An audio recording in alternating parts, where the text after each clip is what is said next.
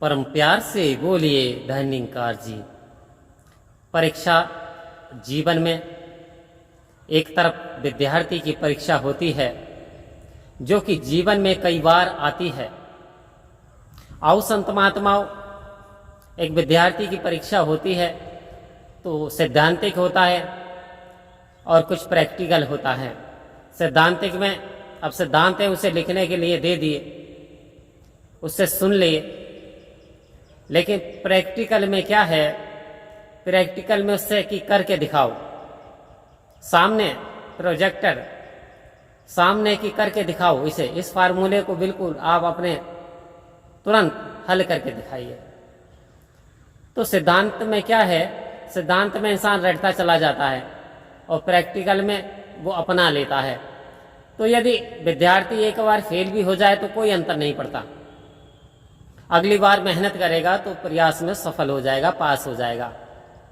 लेकिन क्या दूसरी ओर एक आध्यात्मिकता की ओर चलें और जो हर इंसान को जो परीक्षा देनी है, चाहे बूढ़ा हो, जवान हो, नौजवान हो, बुजुर्ग हो, हर इंसान की एक दिन परीक्षा होनी है और ये जीवन ही एक परीक्षा है। अब उस समय हम कितने परीक्षा पे खरे उतर पाते हैं तो ये इस बात पर डिपेंड करेगा कि जब हमारी परीक्षा ली जाएगी और जब परीक्षा का जो परिणाम बनेगा, जब रिजल्ट निकलेगा, परीक्षा तो हो रही है लेकिन हम समझ नहीं पा रहे हैं, लेकिन जब परिणाम बनेगा परीक्षा का, तो यदि उस परीक्षा में हम फेल हो गए तो संत महात्माओं वास्तव में फिर हमें दूसरा मौका मिलने वाला नहीं, जैसे कि विद्यार्थी को दूसरा मौका मिल जाता। क्योंकि संत महात्मा कहते हैं कि 83,99,999 योनियां भोगने के बाद आपको मनुष्य क्या ये जन्म मिला, और यदि इसे भी आपने यूं ही व्यर्थ में गवा दिया तो फिर वास्तव में 84 में चले जाएंगे। जब 84 में चले जाएंगे तो फिर बार बार आपको कोई परीक्षा देने की फिर तो यानी परीक्षा है का मौका ही नहीं मिलेगा। तो संत महात्मा इस ओर इशारा दे रहे हैं, चाहे वो नाविक का किरदार ले लें। एक बार दो शहरी युवक नाव में बैठ करके और आनंद लेने के लिए नदी में निकल पड़े। आनंद ले रहे थे, अचानक उनके मन में एक प्रश्न उठा और उन्होंने नाविक की ओर एक टुक देख करके कहा कि भाई जी आप पढ़े हो? बोले ऐसे थोड़ा बहुत। तो बोले क्या आप विज्ञान जानते हो, क्या आप सिद्धांत जानते हो, क्या आप गणित जानते हो, गणित हल करना जानते हो, क्या आप अंग्रेजी बोलना जानते हो?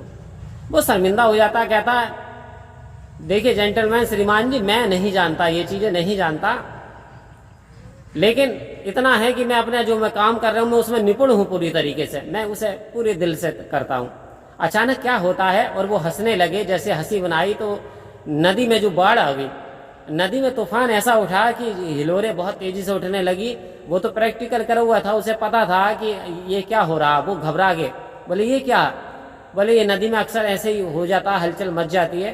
तो वो पूछता है क्या आप पढ़े लिखे? बोले जी हाँ पढ़े लिखे। तो बोले क्या आप तैरना जानते हो? तो वो कहते हैं नहीं, हम तो सिद्धांत रूप में पढ़े लिखे, काफी डिग्रियां, लेकिन हमने तैरना नहीं सीखा। तो वो कहता मेरा तो आधा जीवन ही बेकार चला गया, जैसा आपने कहा कि आपका तो आधा जीवन बेकार हो गया बिना पढ़ लिख करके, लेकिन अब आप ये समझ लीजिए अब आपका पूरा जीवन ही चला जाएगा। बोले क्यों? बोले इसलिए क्योंकि ये नाव डूब जाएगी, मैं आपको कैसे बचा पाऊंगा। और वो व्यक्ति जो नाविक था वो कुलांच मार करके नदी में तैरने लगा और वो बाढ़ आई और झिलोरे आई और वो उन्हें डुबो के ले गई। तो कहने का तात्पर्य, एक पत्थर पानी में डाला जाता है, पानी में डाल के निकाल लेते सूखा हो जाता है। एक रुई डाली जाती है, कुछ समय के लिए धारण कर लेती है, सूखी हो जाती है। लेकिन एक मिश्री डाली जाती है, पानी या जल के अंदर घोली जाती है, तो वो जल ही बन जाती है। तो ये होता है प्रैक्टिकल। प्रैक्टिकल का मतलब है संत महात्माओं, हमने ये ज्ञान लिया है तो अपने जीवन में इसे अमल में भी लाना है। जो सदगुरु बता रहे हैं कि हमें यानी सदगुरु के एक एक वचन को सर माथे पे रखकर महात्माओं का एक एक वचन अपने जीवन में यानी धारण करना है, अपनाना है, उस पर चलना है। तो वास्तव में यदि हम सदगुरु के वचन का पालन कर पाते हैं तो सदगुरु आपसे प्रमाण और वचन दे रहे हैं कि मेरे भक्त से मांगे लेखा धर्मराज की ताकत ना। सतगुरु अवतार वाणी में स्पष्ट कह रहे हैं कि यानी जो मेरे भक्त से लेखा मांगे वो धर्मराज की भी ताकत नहीं, यदि हम चल पाते हैं तब, यदि हम परीक्षा सही से दे रहे हैं तब।